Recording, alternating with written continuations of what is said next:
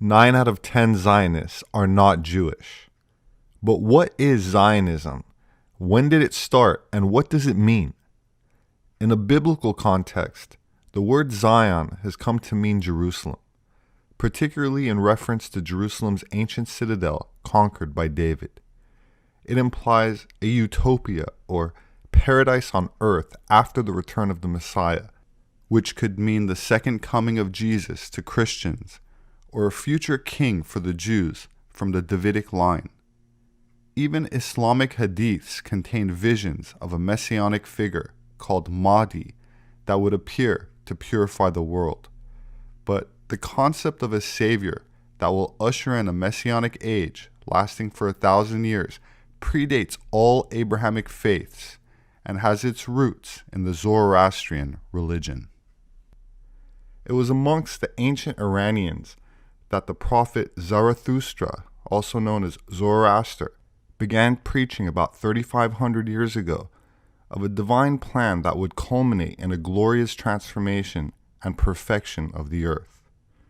Zarathustra underwent a series of illuminations in which he saw the god Ahura Mazda, Lord of Wisdom, and from that point onward he prophesied for a new religious faith, Zoroastrianism, which by the middle of the 6th century BC, roughly during the reign of Cyrus the Great, had become the official religion of the royal dynasty. It is through King Cyrus's conquest of Babylon that the Jews in captivity, and by extension Christianity and certain influential secret societies, were exposed to Zoroastrian millennialism, which is the belief in a prophecy involving a coming or returning savior to usher in a new age lasting 1,000 years. In the Zoroastrian religion, there's a constant struggle between the forces of order and those of chaos, which would end in a battle and the alleged defeat for the forces of chaos or evil, after which there would be a universal resurrection.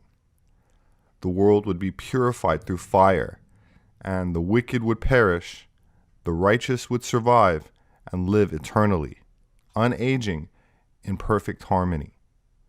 This Savior would resurrect the dead and lead them to victory over chaos, lasting for a millennium, which is the origin of the Judeo-Christian millennialism, which spread after Cyrus the Great freed the Jews, who were also exposed to the Mithraic mysteries of the Magi, which was an initiatory cult that involved 7 stages of illumination, secret passwords and handshakes, and a degree of mysticism which became the foundation of Gnosticism, Hermeticism, alchemy, philosophy, Neoplatonism, esoteric Sufism, and the Kabbalah that was infused into mystery school religions and secret societies such as the Knights Templar, Rosicrucians, and Freemasons. This brings us back to Zionism, which has its stated goal of rebuilding the Temple of Solomon, which metaphorically implies the restoration of an ancient empire that was centered around Jerusalem before being destroyed through war and conquest. So, in this context, Kabbalistic Zionism is a religious concept which is merged with a political expectation, whose earliest millennial texts were produced under captivity in Babylon under the influence of an ancient Aryan magician priest class that utilized symbols such as the Seal of Solomon, also known as the Star of David, as well as the swastika, whose occult meaning I discussed in my last video called The Esoteric Religion of the Aryan Magi. That said, this millennialist influence can also be seen in the Baha'i faith, where the city of God will renew every 1,000 years, as well as the New Age teachings such as Theosophist Alice Bailey, who taught that the Christ World Teacher, or Maitreya, would return sometime after the year 2025. Jehovah's Witness believe that Christ will rule from heaven for 1,000 years as king over the earth, assisted by 144,000 ascended humans, and a host of other Christian sects, in particular after the Protestant Reformation, that placed an emphasis on the book of Revelation, which was interpreted to say that Christ would return and Satan would be locked away for 1,000 years. The most controversial interpretation of millennialism manifested in the Nationalist Socialist movement in Germany, where Hitler's Third Reich was envisioned to last for 1,000 years.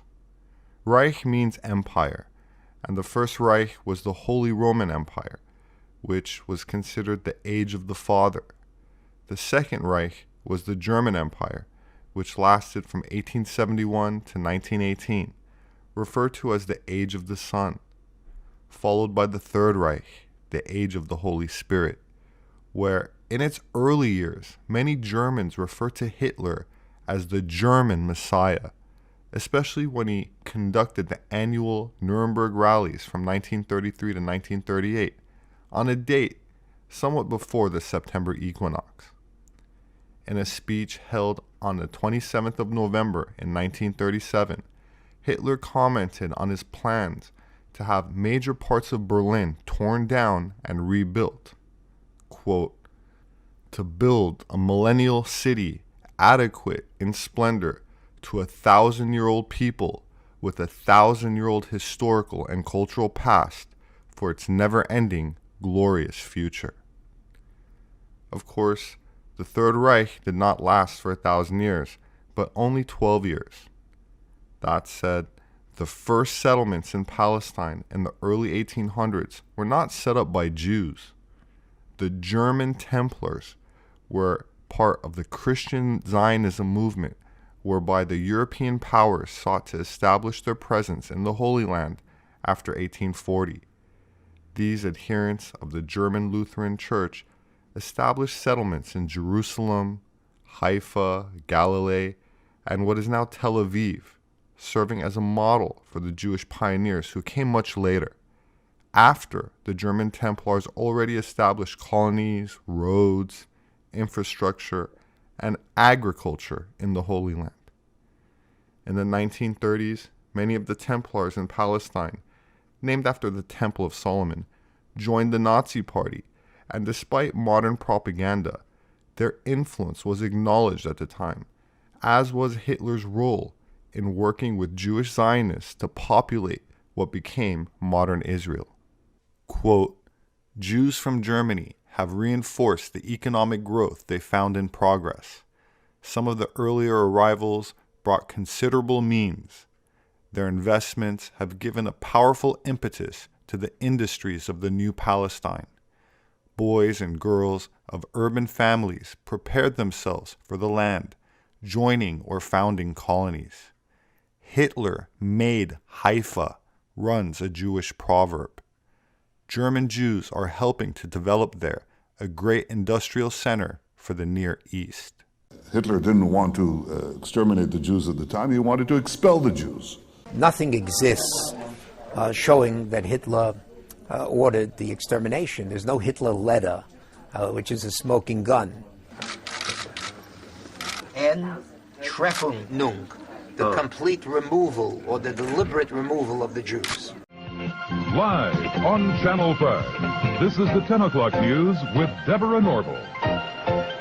Coming out revealing secret negotiation between the Nazis and the Zionists in 1933, which allowed German Jews and their assets to go to Palestine. Deborah, with the rise of Adolf Hitler to power in the spring of 1933, the Jews of the world were faced with a dilemma. They could raise a cry of protest, a cry few would heed, or they could make a deal with Hitler, a deal that would bring a step closer their dream of an independent Jewish state. American Jews marched calling for the boycott of all German exports. Jews throughout Europe echoed that call, so did Jews everywhere. But a group of Zionists at the same time was quietly negotiating an agreement with the Nazis to allow the immigration of German Jews and the transfer of their assets to Palestine. That deal, reported in August 1933, was the transfer agreement. Palestine, sparsely settled by Jews at the time, was radically changed as a result. I lived in Palestine from 1933 to 1936, and we saw every week transports of German Jews coming to settle in Palestine. German Jewish settlement of Palestine was, for a time, official Nazi policy. These photos of Jewish life in Palestine, along with a lengthy text, appeared in 1934 in the Berlin paper Der Angriff. A Nazi Visits Palestine was the title of the multi-part series. A medal was struck by Goebbels in commemoration. On one side, the swastika. On the other, the Star of David. While the German National Socialist government had a working relationship with the sect of Zionist Jews, they were simultaneously hostile to a primarily secular Jewish movement, which has some post-World War II historians confused, especially those that perceived the Jewish people as a homogeneous, politically monolithic demographic, which they are not. In a 1920 article written by Prime Minister Winston Churchill titled Zionism versus Bolshevism, A Struggle for the Soul of the Jewish People, Churchill starts off by praising the Jewish people's contribution to Western civilization. He then goes on to describe what he calls international Jews as having, quote, most, if not all, of them have forsaken the faith of their forefathers and divorced from their mind all spiritual hopes of the next world. This movement amongst the Jews is not new.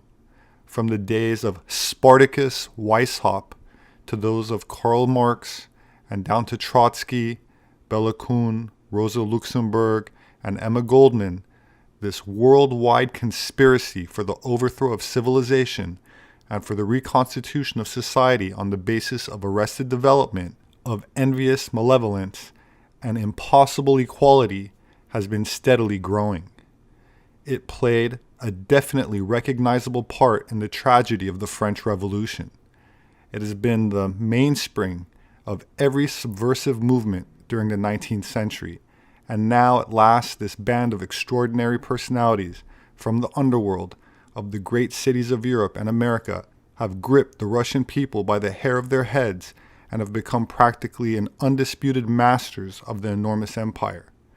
There is no need to exaggerate the part played in the creation of Bolshevism and in the actual bringing about of the Russian Revolution by these international and for the most part atheistical Jews. It is certainly a very great one. It probably outweighs all others. With the notable exception of Lenin, the majority of the leading figures are Jews. Moreover, the principal inspiration and driving power comes from the Jewish leaders. In violent contrast to international communism, Zionism presents to the Jew a national idea of commanding character. It has fallen to the British government as a result of the conquest of Palestine to have the opportunity and responsibility of securing for the Jewish race all over the world a home and center of national life. Zionism has already become a factor in political convulsions of Russia as a powerful competing influence in Bolshevik circles with the international communistic system. Nothing could be more significant than the fury with which Trotsky has attacked the Zionists. The cruel penetration of his mind leaves him in no doubt that his schemes of a worldwide communistic state under the Jewish domination are directly thwarted and hindered by this new ideal, which directs the energies and the hopes of Jews in every land towards a simpler, a truer, and a far more attainable goal. The struggle which is now beginning between the Zionists and Bolshevik Jews is little less than a struggle for the soul of the Jewish people. It is particularly important in these circumstances that the national Jews in every country who are loyal to the land of their adoption should come forward on every occasion, as many of them in England have already done, and take a prominent part in every measure for combating the Bolshevik conspiracy. In this way, they will be able to vindicate the honor of the Jewish name and make it clear to all the world that the Bolshevik movement is not a Jewish movement, but is repudiated vehemently by the great mass of the Jewish people. In light of Churchill's acknowledgement of a secular left-wing conspiracy to impose a communist world order, and given that the Bolshevik Revolution that ushered in the Soviet communism that killed tens of millions was a viable threat to all of Europe, propaganda leaflets disseminated by Germany during World War II can be better understood in hindsight. Quote, "You have been trapped. You have landed on the continent to face the armed might of Germany, but not for the benefit of Britain. Your country will gain absolutely nothing from this struggle, no matter how well you may fight. The Bolshevists alone will profit by your sacrifices. You have been trapped into risking your life for but one purpose, the Bolshevicization of Europe. Consider these points and ask yourself, why should you fight for Stalin? Why die for Stalin? In dying for Stalin, your soldiers are not dying for democracy or the preservation of the democratic form of government. They are dying for the establishment of communism and a form of Stalinist tyranny throughout the world. Furthermore, they are not dying for the preservation of the integrity of a small nation, England's old war cry, but are dying so that Poland shall be a Soviet state, so that the Baltic states shall be incorporated into the Soviet Union, and so that Soviet influence shall extend from the Baltic to the Balkans. Every British soldier who lays down his life in this war is not only a loss to his own country, he is a loss to the common cause of European civilization. Germany and England's quarrel is a form of traditional rivalry. It is more in the nature of a private quarrel which Germany did not seek. The Soviet Union's quarrel, however, is a quarrel with the world. It is a quarrel with our common heritage and with all those values, moral, spiritual, cultural, and material, which we have, all of us, Englishmen and German.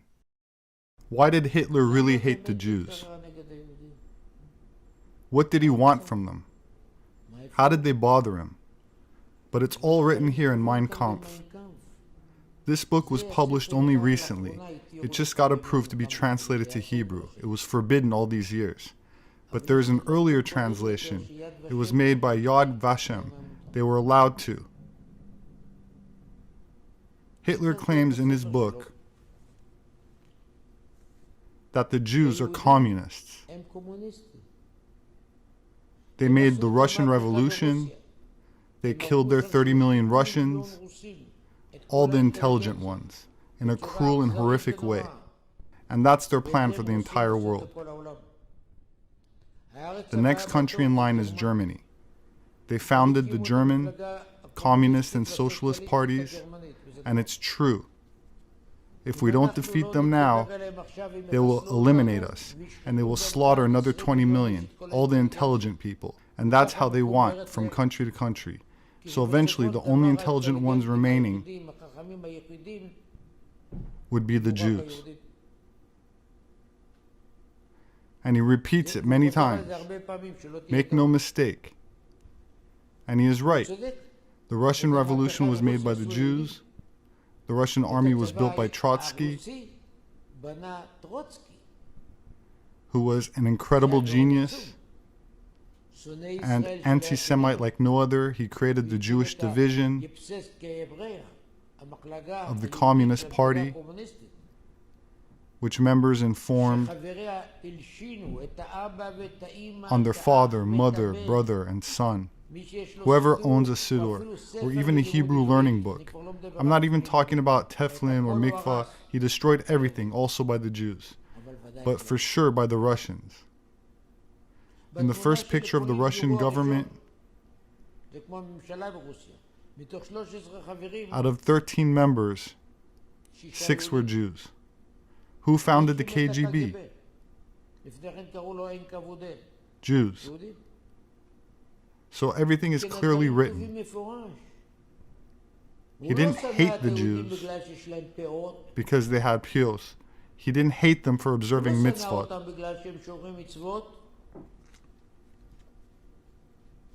Because they are communists. And he writes it clearly. The Jews destroyed religion and faith. They spread in Germany the heresy in God because they don't believe in him. He writes this right here. Now you understand why they don't teach it in schools? Because who writes the curriculum? Those same leftists. They destroyed all the values, poisoned literature and theater. Who did it? Torah-observant Jews poisoned the German theater? Out of 9 large German newspapers, 7 were owned by Jews. So do you understand why it's forbidden here to teach about him?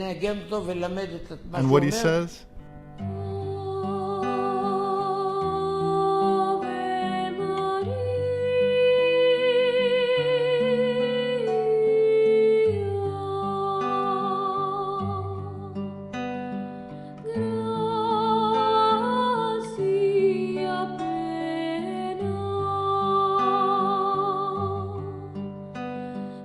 Spirituality and virtue have been on the decline, with the ramifications becoming apparent in the West. Traditional ancestral values are being replaced by a secular political agenda, where the family unit is discouraged and instead degenerate alternative lifestyles are being promoted. Culture and community are being replaced by a Marxist, globalist ideology, socially engineered through a network of corrupt politicians, subverted academia, and a controlled media. There now exists an internal struggle within secret society networks, many of which have been infiltrated and sabotaged by the same hidden hand that they were set up to oppose, where traditionally noble organizations that were at one time hailed as knights have given way to lodges that are no longer loyal to their original virtuous ideals.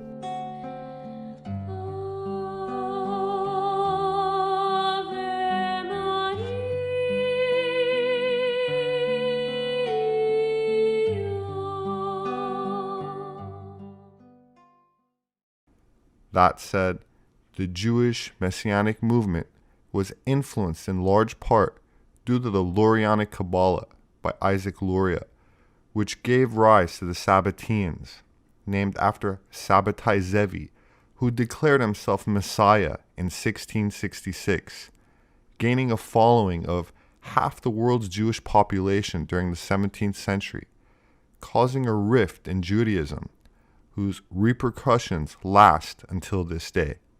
Which brings us to my very first book, published in 2015, called 1666, Redemption Through Sin.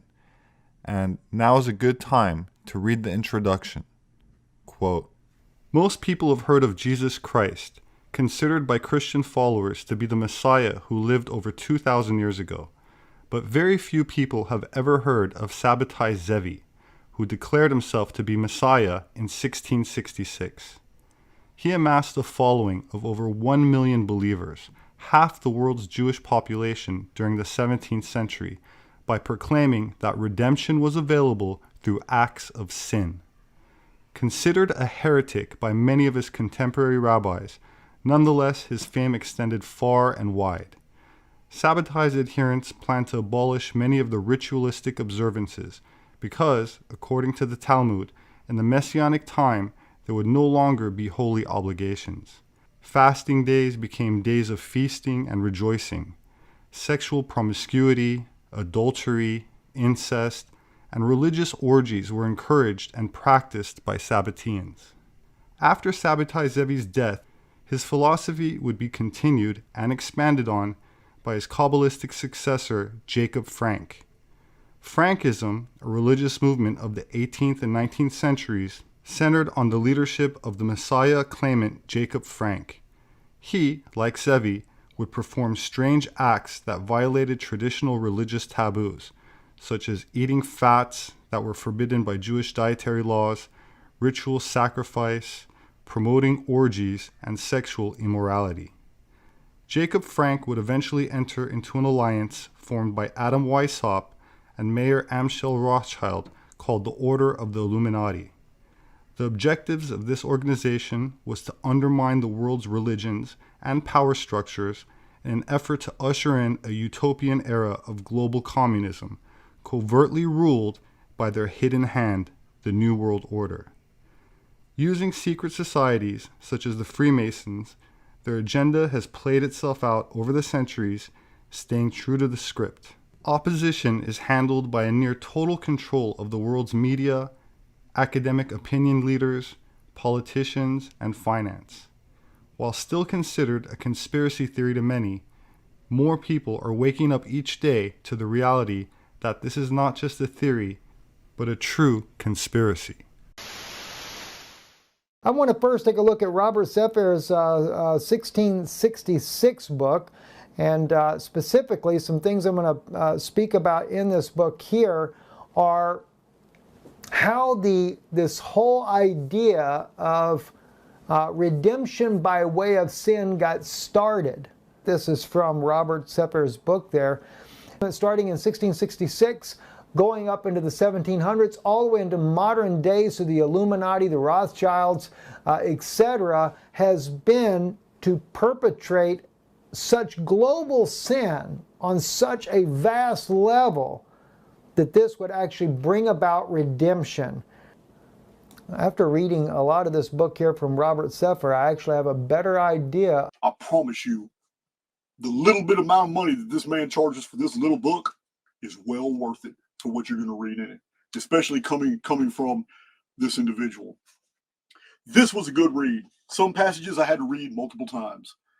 His writing style is very good. Like I said, he's a master of abbreviation, and that's what I like. I want to hear the information. I want to hear the data. I cannot stand reading a book that is 400 pages of fluff when the entire book could have been 32 pages. I can't stand that.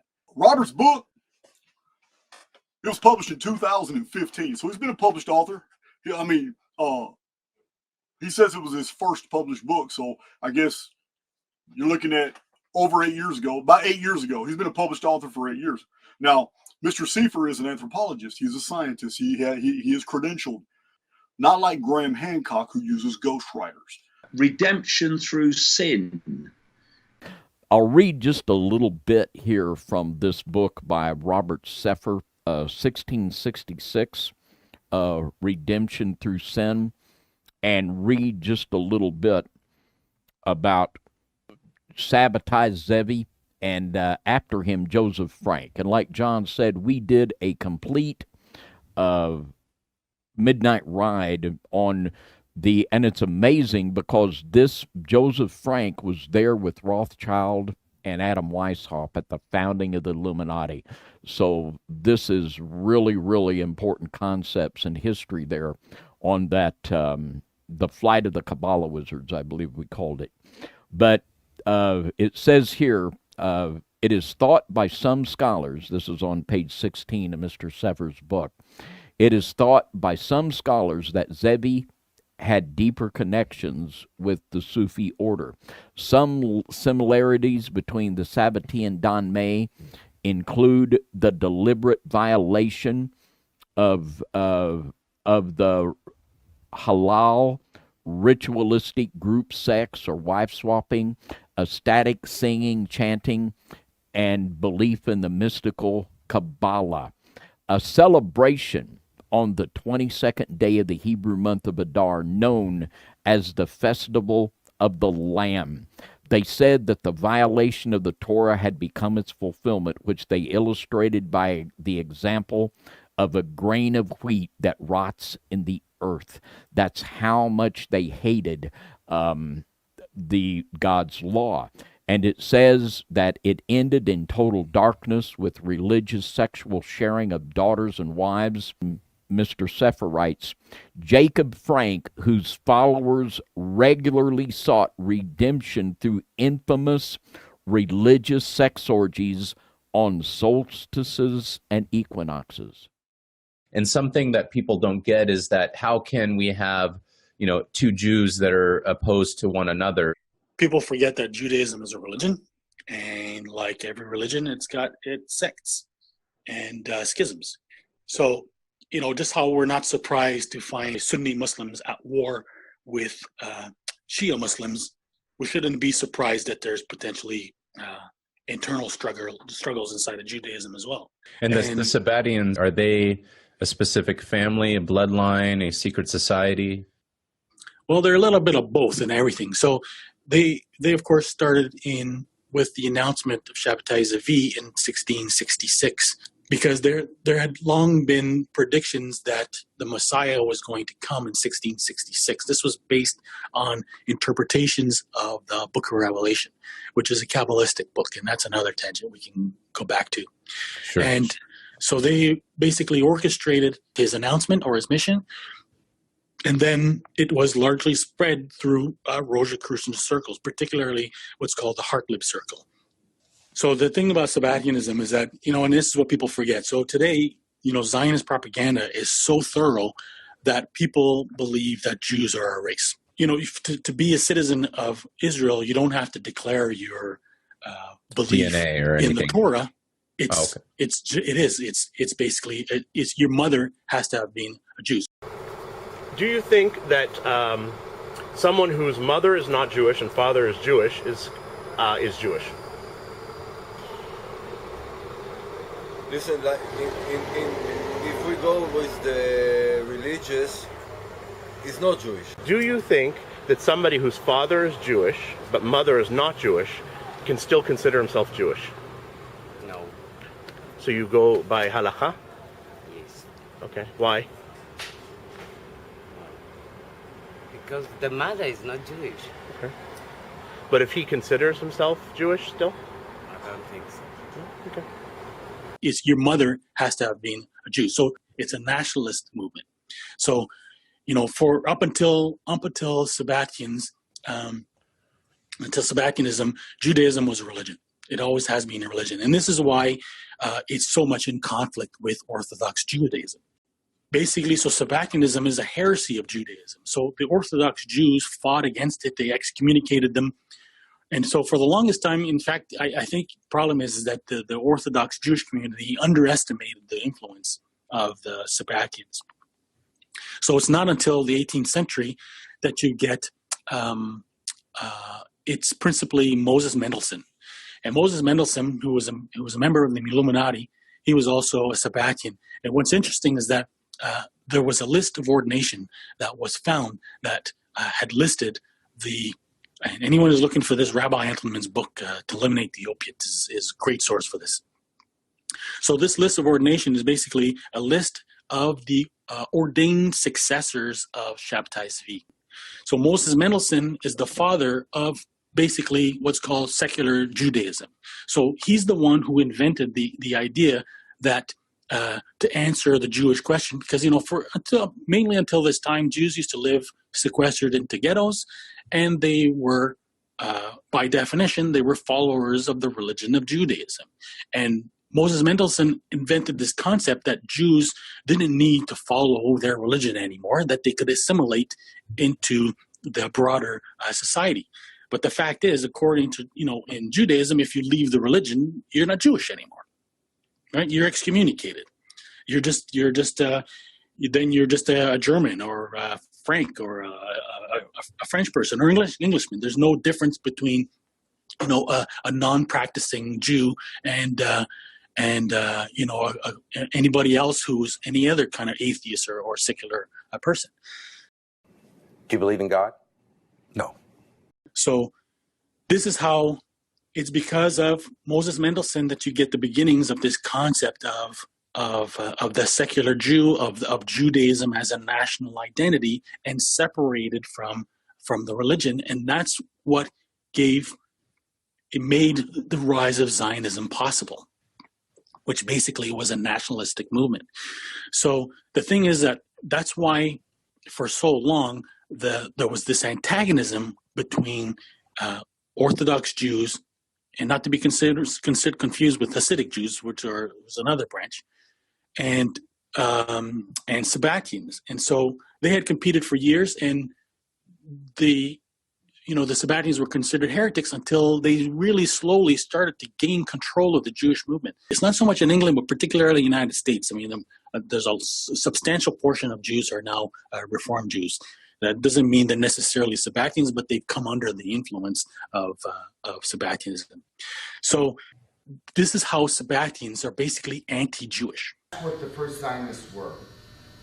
They were Sabbatean. I'm leading to that. They actually were Sabbatean. And they participated in this stuff. They used the word secular. That's the word they use. They were seculars. This is beyond secular. Secular to me is not being affiliated with any religious group. This is beyond that, but they were called secular. Chiloni in Hebrew from the Greek Hellenistic is what they called themselves, and they were proud of it. And their goal was to turn Israelis into Chilonim. They hated the religious. Let me not kid you how much the labor Zionists hated the religious.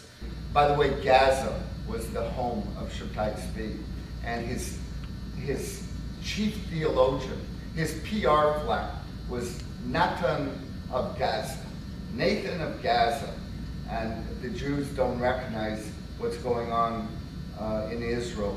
Go and look up Shabtai Tzvi in a book of Jewish history. Where did he go? He was the most influential rabbi, in modern times, and he has been rubbed out of the history books. Keep that in mind. You can't find that much of Shabtai Tzvi. When Shabtai Tzvi converted to Islam, most Jews abandoned, but not all.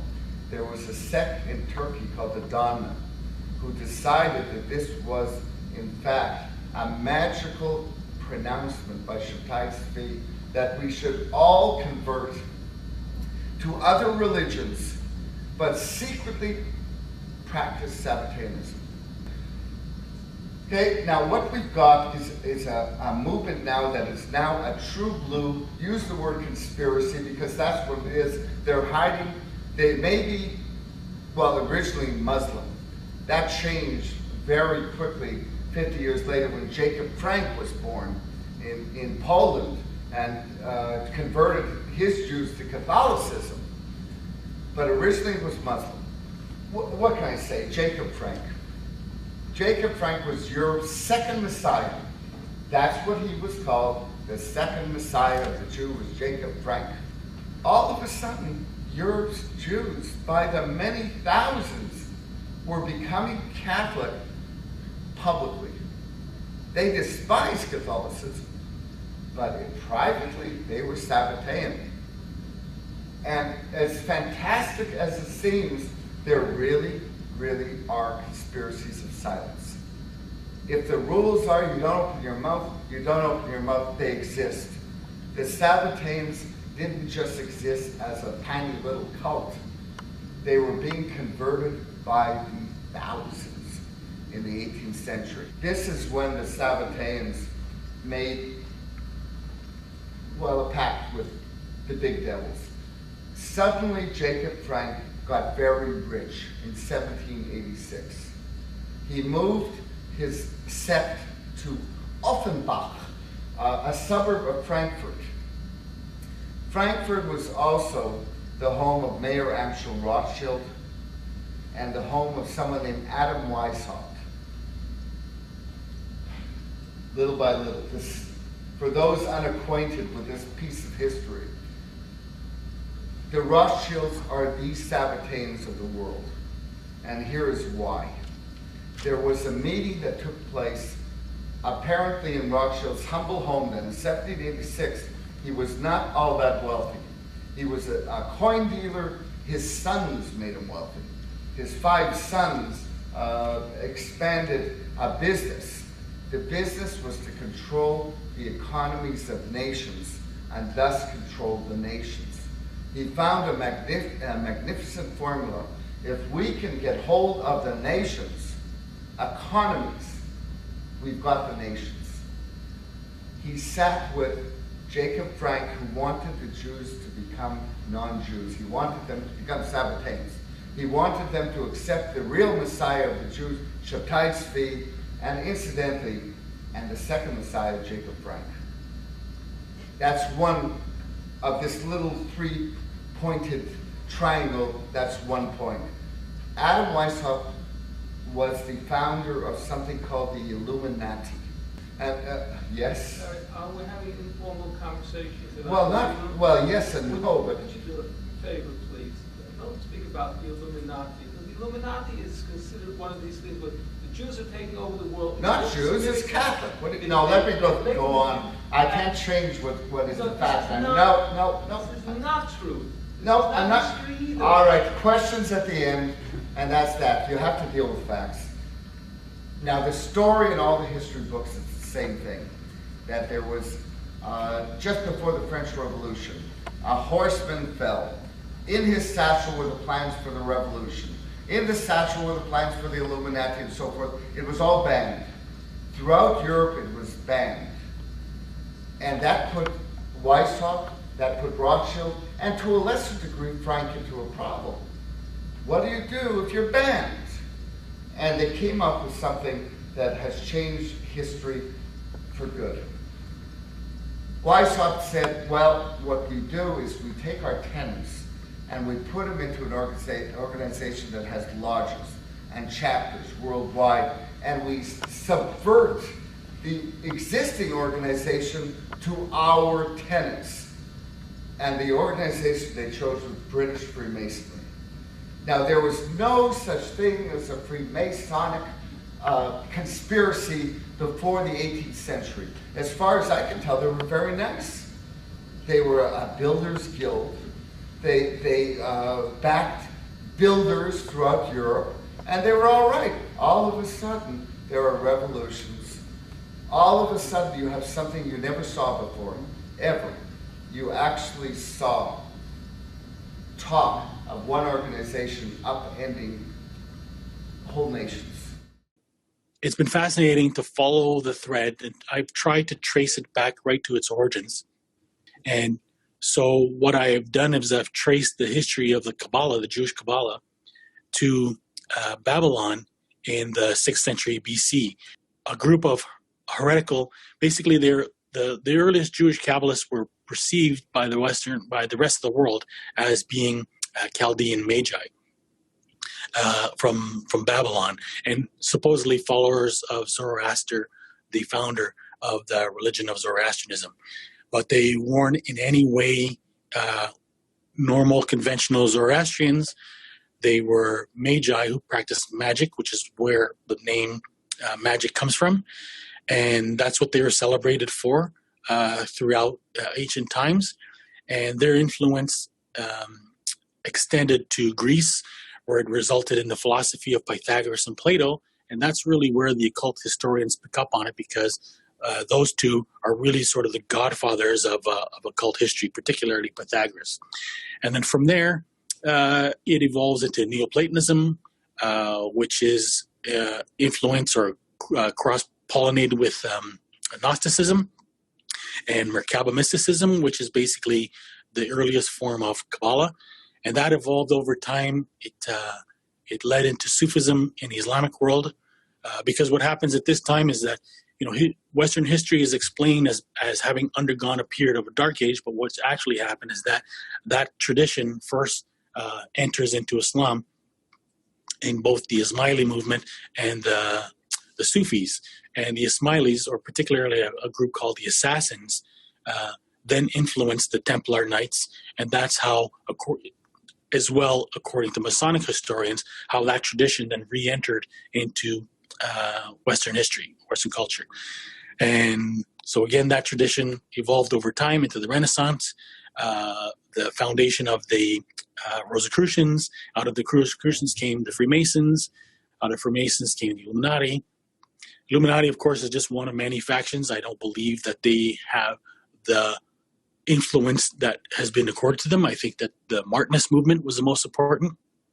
Out of Martinist movement, you get the Synarchists, and out of the Synarchists, you really get the modern variation of occultism. So let's get into that part of it, and then also the apocalypse part of it, because I find that very, very interesting. Well, that's one and the same, right? They're trying to fulfill the Book of Revelation. So the Book of Revelation is it's the blueprint, and so so Sabbatianism follows the Kabbalah of Isaac Luria, and according to Luria, the whole point of Lurianic Kabbalah is that you don't sit around and wait for the Messiah. You have to work to bring about the conditions that will support or accelerate the coming of the Messiah.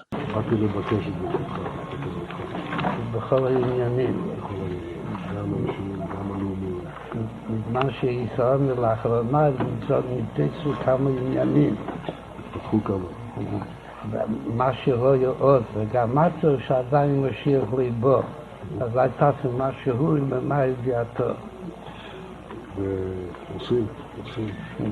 הכנראה שהיא מספיק, כי היום כבר כמה שעות בגיר עדיין ליבו, אבל יש עוד כמה שעות, אבל יש להשתדל גם היום, בצורה טובה.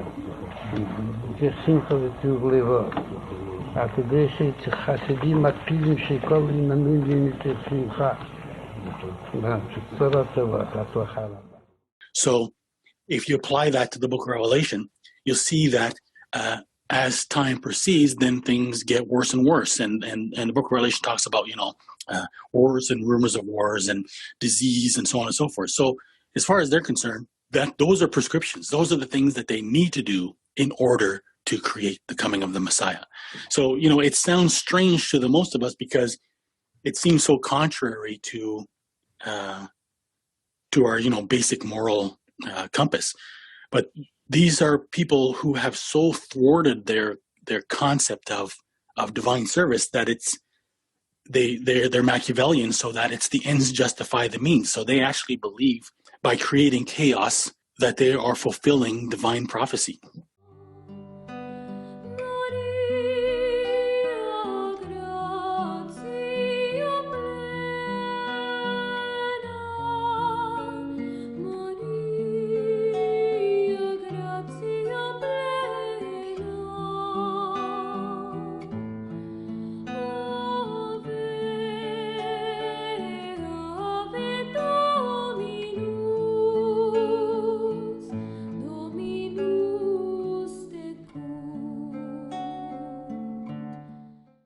My name is Robert Sepper. I'm an anthropologist. My published work is available on Amazon and through all other major book outlets. If you'd like to support my work, you can do that through patreon.com. There should be a link in the description. Please subscribe for future updates. Leave your thoughts below. Have a wonderful weekend, and I hope to see you again soon.